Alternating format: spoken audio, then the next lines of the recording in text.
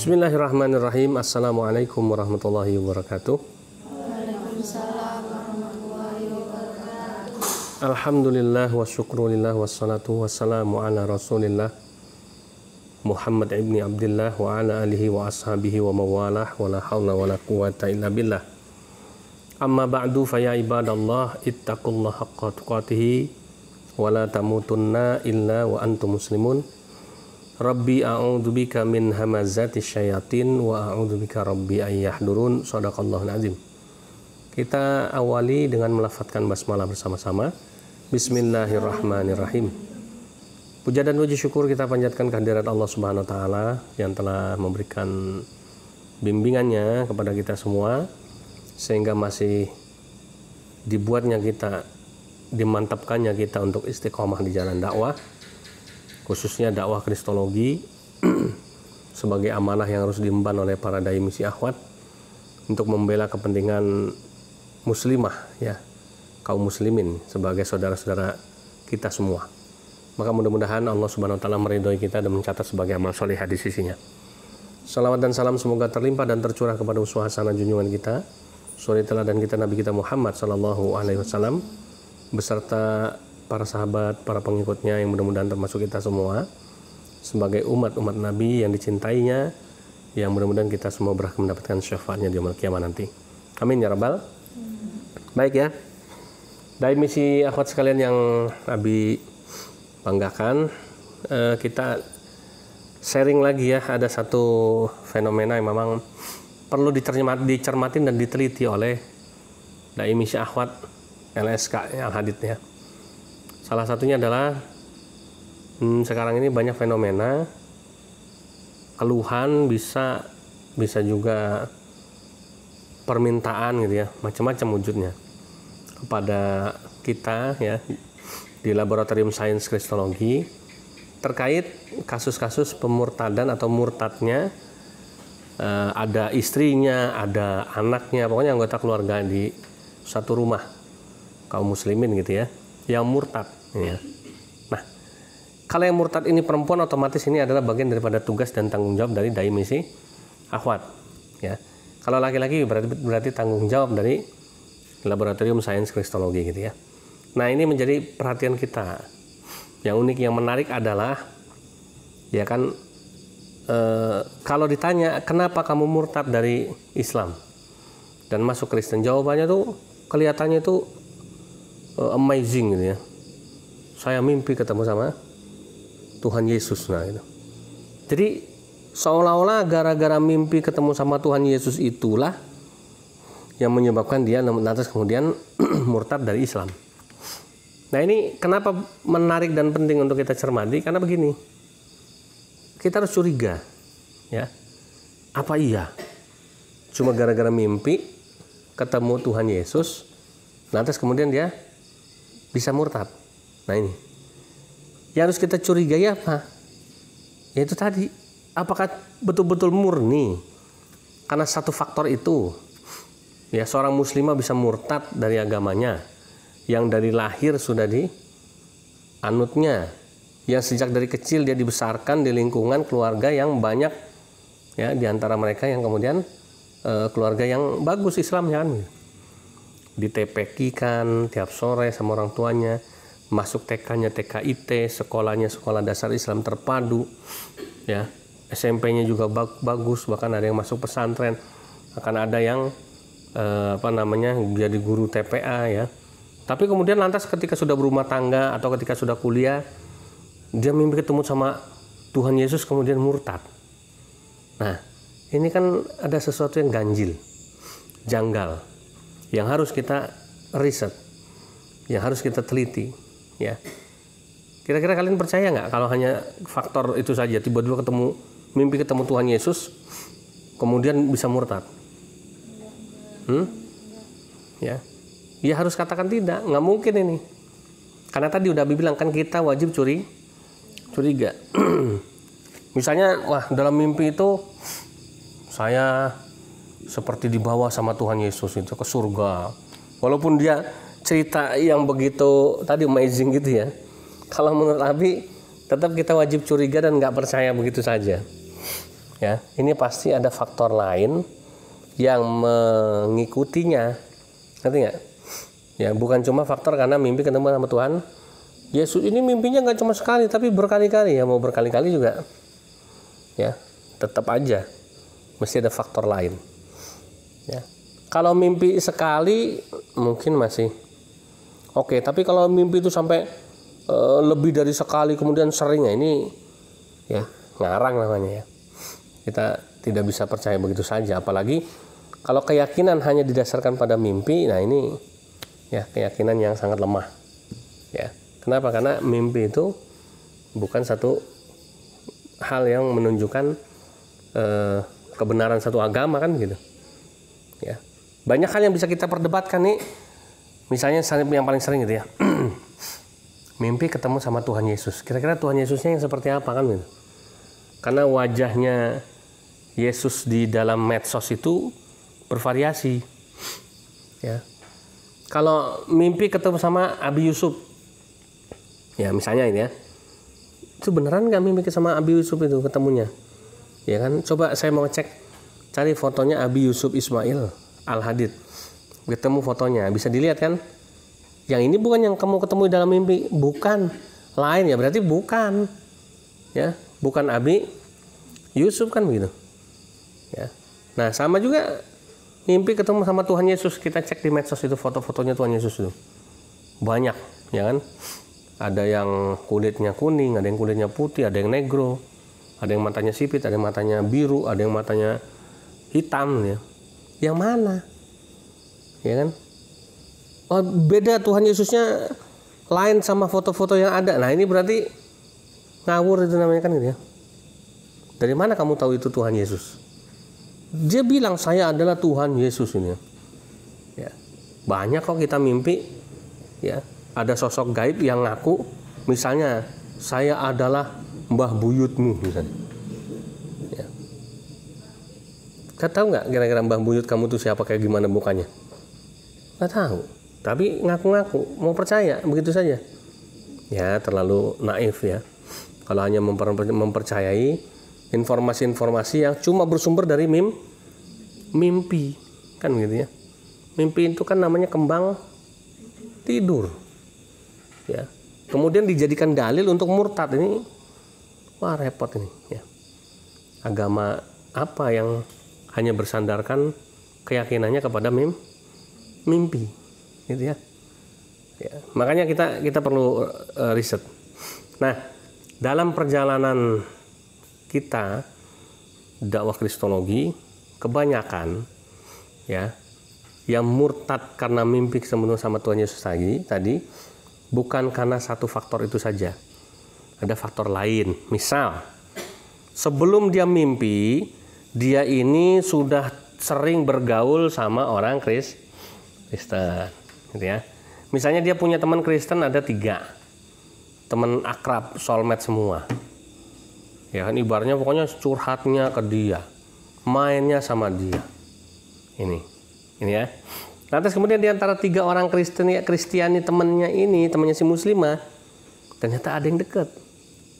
Ya, namanya si Daniel. Dekatnya bukan sembarang dekat, bukan sekedar TTM. Tapi ternyata memang sudah menjalin hubungan. Ya. Ini pasti ada faktor-faktor seperti ini. Atau misalnya dalam kasus yang lain, ya, bukan pacar lah ya. Kita ganti contoh.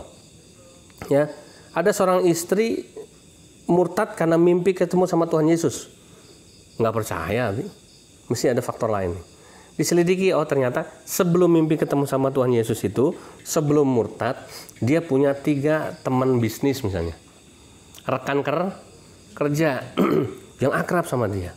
Di antara 3 ini, ada salah satu yang ternyata profesinya sebagai seorang penginjil.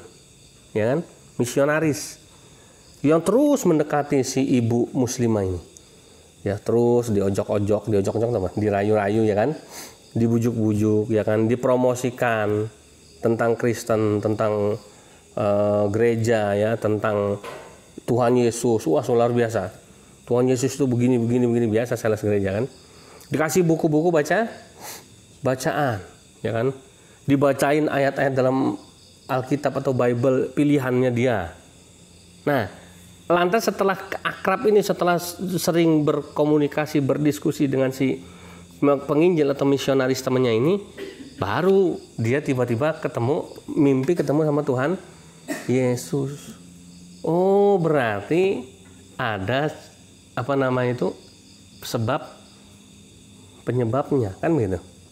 Ya, enggak ujuk-ujuk tiba-tiba langsung mimpi ketemu Tuhan Yesus terus kemudian murtad. Nah, ini sih bullshit ini ya. Ngomong kosong. Ya. Nah, kemudian ketika sudah mimpi, kan gitu. Dia kan ceritanya sama siapa? Nggak mungkin cerita sama lakinya, sama suaminya, atau sama bapaknya yang muslim. Pasti cerita sama temennya yang misionaris tadi, kan itu. Kok tadi malam aku mimpi ketemu sama Tuhan Yesus ya? Puji Tuhan, haleluya, itulah tanda ya bahwa kamu itu dipanggil, dipilih oleh Tuhan untuk menjadi ya pengikutnya atau menjadi anaknya, menjadi hambanya, menjadi pelayannya, menjadi macam-macam lah bahasanya. Ya, semakin ini kan didoktrin ya, semakin benar ini berarti pertanda ini mukjizat dari Tuhan. Apa kata Tuhan Yesus sama kamu? Dia bilang ikut saya kan.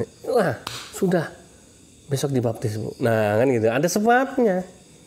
Ya, enggak tiba-tiba ujung-ujung kemudian murtad. Ini yang harus kita selidiki, harus kita dalami. Setiap kasus-kasus pemurtadan yang melibatkan muslimah sebagai korbannya. Paham ya? Sampai sini. Oke. Itu dulu prolog dari Abi tentang contoh kasus pemurtadan yang melibatkan muslimah yang memakan korban para muslimah. Ya, selebihnya kita diskusi. Yang punya pertanyaan silakan. Saya, Bi. Ya. Kenapa muslimah lebih rentan dimurtadkan? Kenapa muslimah lebih rentan dimurtadkan? Nah, ini bagus ya.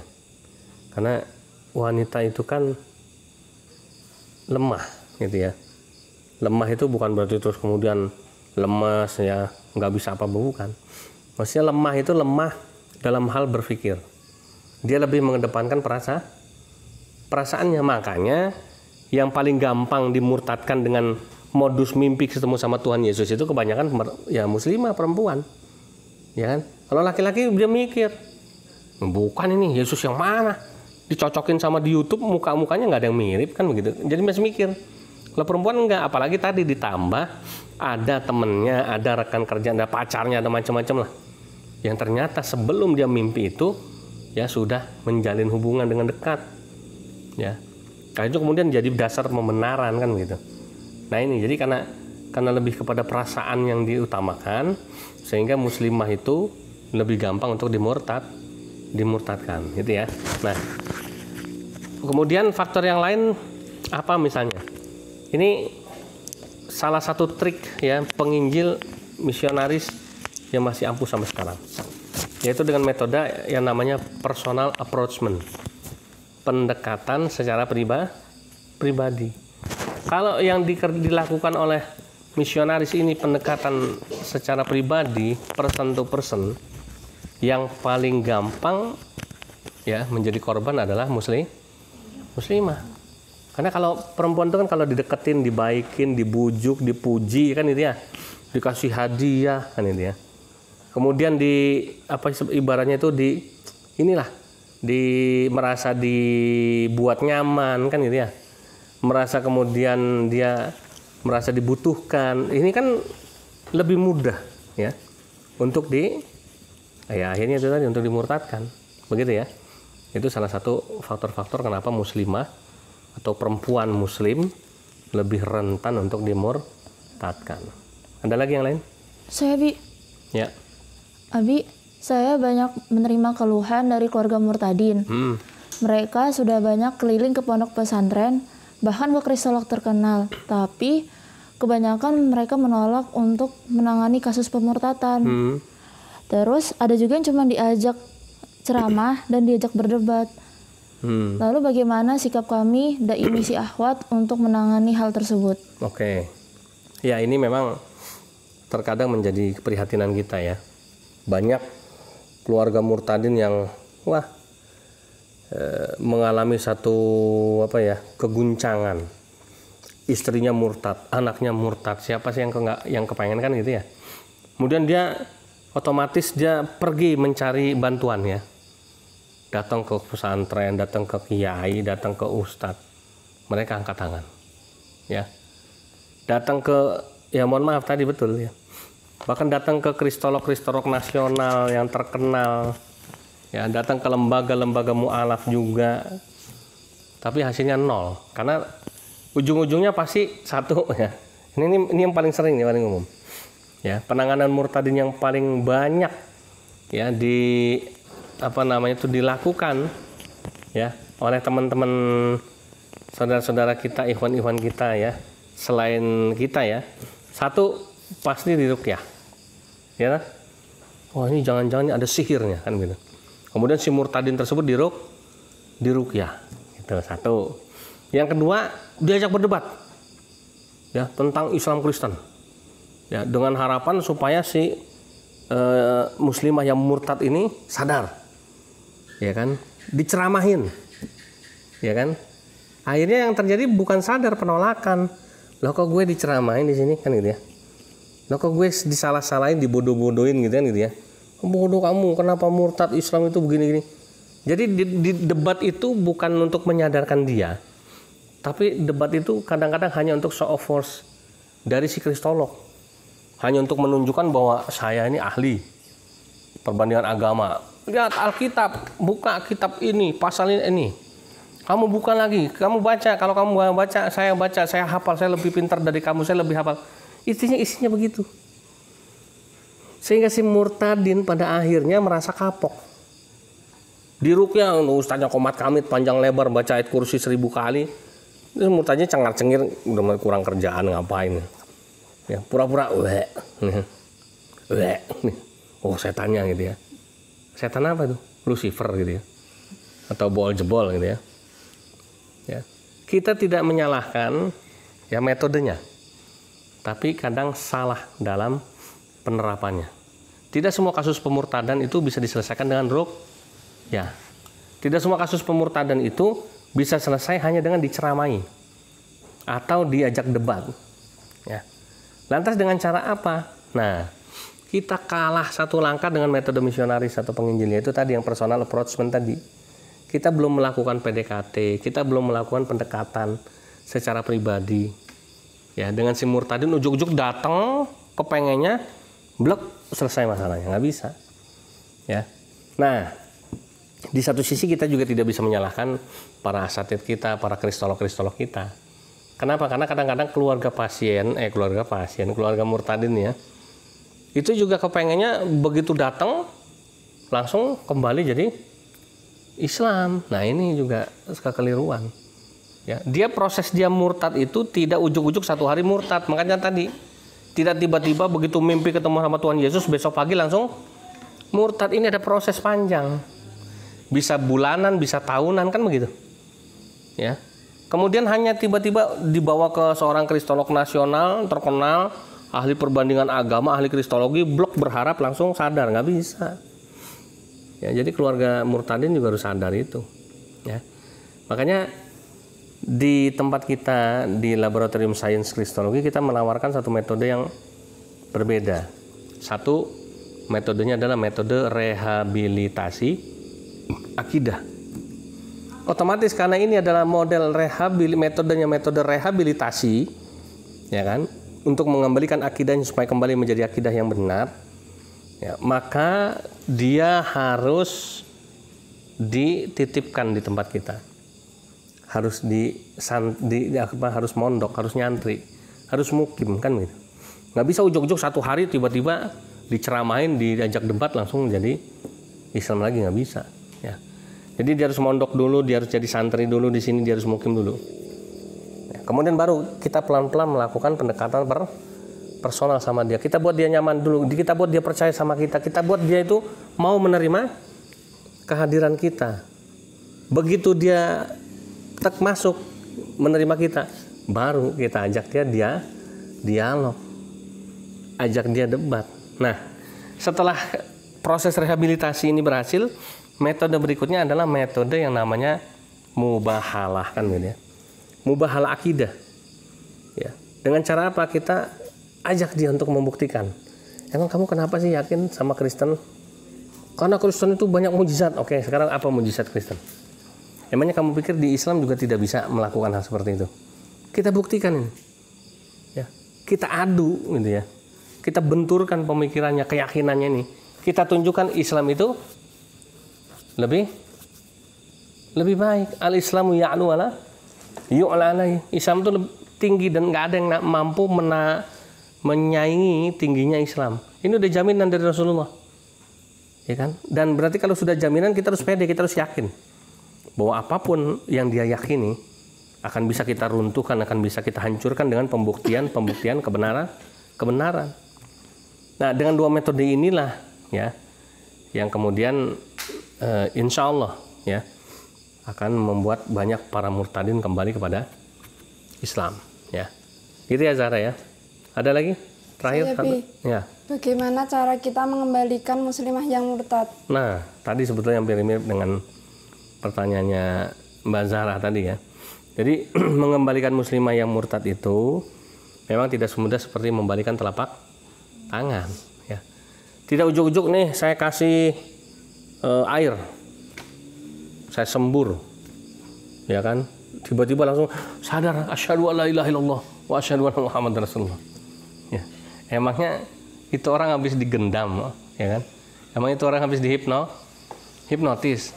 Murtad itu bukan karena hipnotis, bukan karena digendam, bukan karena sihir ya. Dia murtad itu karena proses ya, proses perjuangan para misionaris, para penginjil untuk memurtadkan dia. Tapi ada loh Ustadz yang ternyata melalui sihir ya.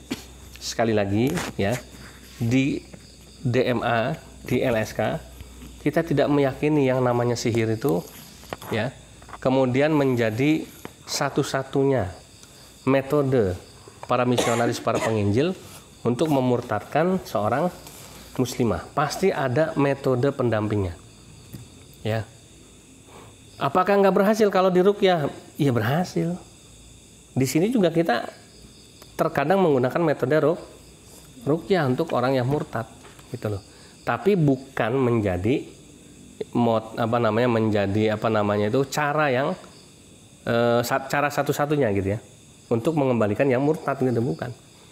Kita juga punya berbagai macam metode yang kita siapin. Kalau ini nggak berhasil, rencana B nggak berhasil, rencana C begitu. Itu yang harus kita lakukan. Nggak melulu harus cuma sekedar di tadi ya, selain di ruqyah ya misalnya tadi cuma sekedar diajak berdebat. Nggak melulu, nggak bisa kalau orang cuma diajak debat doang, bisa balik lagi. Ya, nggak bisa cuma sekedar diceramahin kemudian dia balik lagi. Kita harus punya strategi yang kita persiapkan sebelumnya.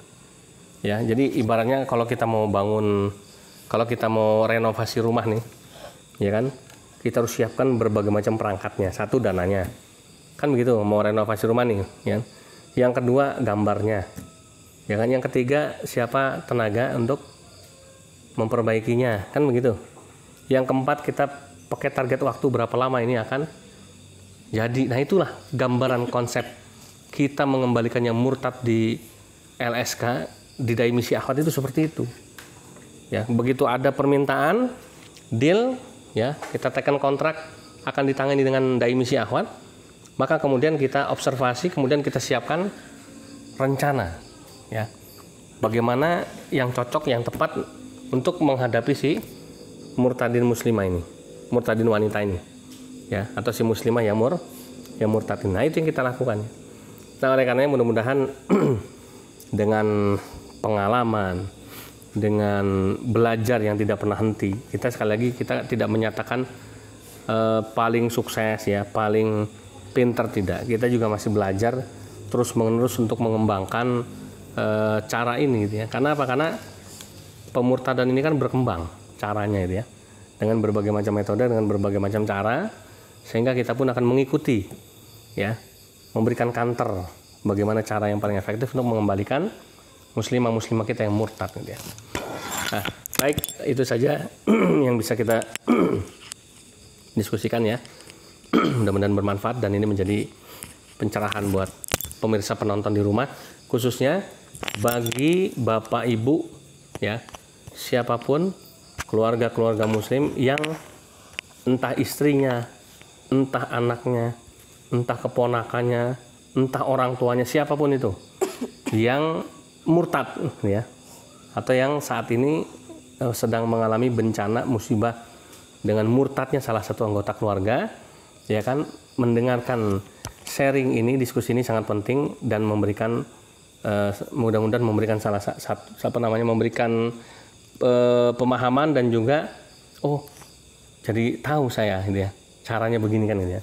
Silakan langsung saja hubungi nomor hotline layanan dakwah kami di nomor HP nanti yang tertera di ini ya, di layar. Nah, ini kan ada emisi out, berarti nomornya ada nomor Mbak Ratna yang dicantumin gitu ya.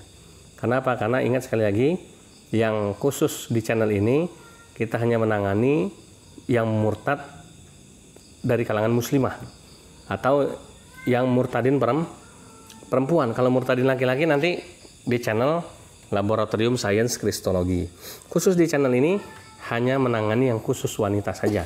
Kenapa? Karena di sini adalah dai misi akhwat ya, semua para akhwat, para wanita, para muslimah ya. Jadi nanti hubungi nomor ini, nanti kan kita coba dalami masalahnya. Kalau perlu kita ketemu, kita kemudian bahas bagaimana strategi dan cara untuk mengembalikan si anggota keluarga yang murtad. Dan mudah-mudahan kita semua terjaga akidahnya, sehingga kita semua bisa memberikan manfaat yang besar untuk saudara-saudara muslimah kita. Jazakillah khairan katsira. Mohon maaf lahir batin. Kita tutup dengan baca doa penutup majelis. Subhanakallahumma rabbana wa bihamdika asyhadu an la ilaha illa anta astaghfiruka wa atubu ilaik. Da'wahum fiha subhanakallahumma wa tahiyatum fiha salam wa akhiru da'wahum alhamdulillahirabbil alamin. Billahi taufiq wal hidayah. Wassalamu alaikum warahmatullahi wabarakatuh. Waalaikumsalam warahmatullahi wabarakatuh.